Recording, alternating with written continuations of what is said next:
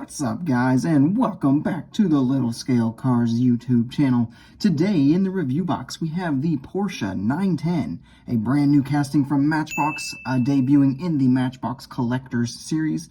So let's go ahead and take a closer look at this one and see if it is worth adding to your collection.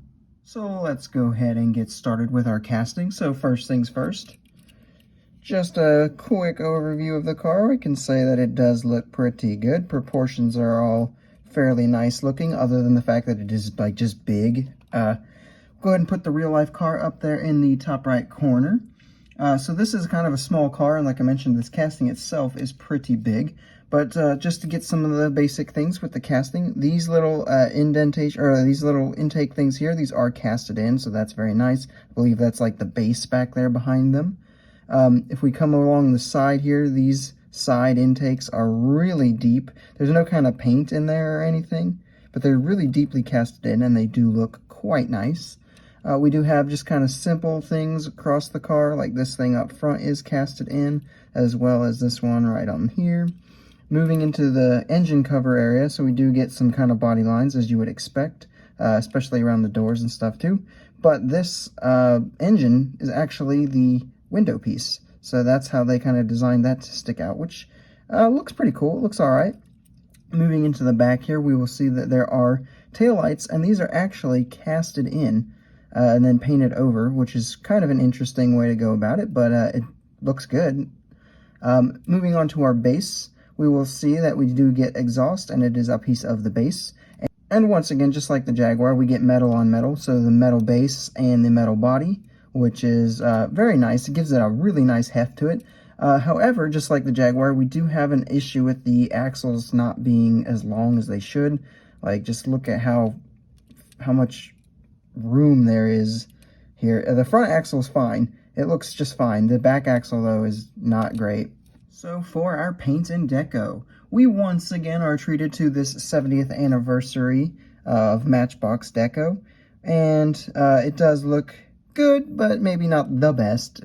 However, this deco this time around, unlike with the Jaguar, is actually somewhat reminiscent to a real-life deco that ran on this car, or at least is on one of these cars. Now, I'll bring up a picture so you can see. So, it's really not terrible. I mean, it even goes down and has this like P right where it should be. I'm assuming that's like the class orientation. Maybe this was prototype back in the day. I don't know. Wasn't alive when these cars were racing. Other than that, though, we've just kind of got the Porsche here. We've got number 70 plastered everywhere 70 could go. We got our 70th anniversary logos there.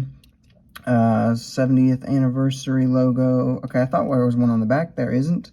But yeah, just the orange striping down the center is about the only thing truly different, other than this down here as well. But yeah, just overall, it looks better. The deco looks better on this casting, especially since it is at least semi-resemblant of a real-life deco. For our details, so up front, we have a teeny tiny little Porsche logo there, which looks good.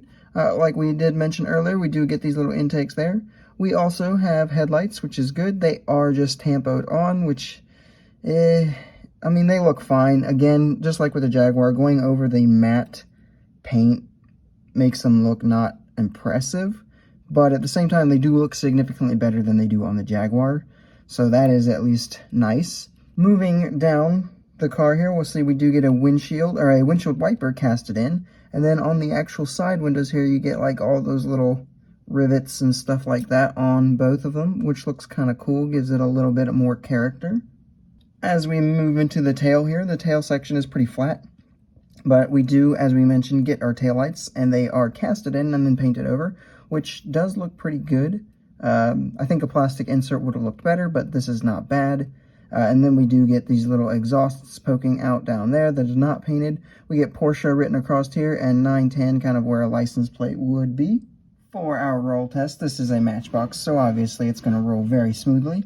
Coming into the weight department, we are at 51.5 grams exactly, which is very heavy. It's actually 10 grams heavier than the Jaguar. Moving into our pros and cons, the first big pro is that this is the first Porsche 910 in 1/64th, at least that I know of. If there are any others, they're not from brands that are very easy to get a hold of, at least. So this, I would say, is at least the first like mass-produced 910 in 1/64th, so that is nice to see. And this is also the first release of this casting. So if you want the casting, now is your chance to get it. Or at least this is your first guaranteed chance to get it. For our cons, you've probably already picked up on what I'm about to say here, but this casting is massive. So this is really big, which is interesting because this car is like pretty small in real life. You'll get a better gist of how big it is in the size comparisons. The other big con is that, just like with the Jaguar, the rear axle just doesn't look good. It has got it's not wide enough. It needs to be so the wheels can actually reach out towards the edge of the car there, and it just doesn't. Up front they did fine. In the back here, needed work. So for some quick size comparisons, here we have it with some other Porsches you might have in your collection, with the Matchbox Porsche 550 Spider and the Hot Wheels Porsche 935.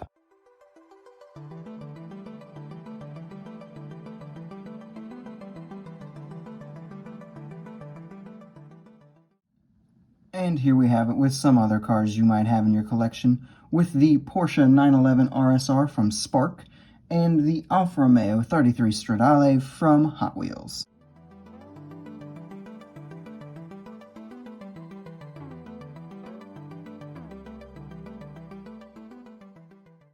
Alrighty then, it is now time to go ahead and give my overall thoughts. So my final score is going to be an 8.8 out of 10. I don't think the castings should be this big. It makes it so that it doesn't quite fit in with other cars from even Matchbox themselves, so that is a little bit of a disappointment, but not the end of the world. And then that rear axle, that is a problem that really does need to be addressed.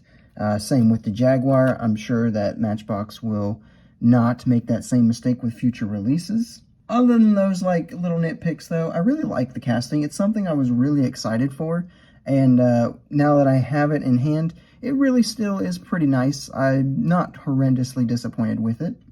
I will definitely be grabbing future versions of it, that is for sure. That being said though, this kind of 70th anniversary deco doesn't actually look that bad to me. I'm not as kind of let down with it as I was with the Jaguar as much. So I definitely recommend getting it, even if you're not the biggest fan of this deco, because it does, as we showed earlier in the video, at least sort of resemble a real-life deco for the car. But if you're just not the biggest fan of Porsche or old-school race cars like that, I wouldn't say I would blame you necessarily for waiting until better decos did come out. But for what we get here, it's really not too bad at all, and I do think you should get it in your collections. And with that, guys, that is all I have for this review. I hope you enjoyed it. If you did, make sure you hit the like button, subscribe if you are new, and leave a comment down below telling me what your thoughts are on this particular model, and I will see you in the next video.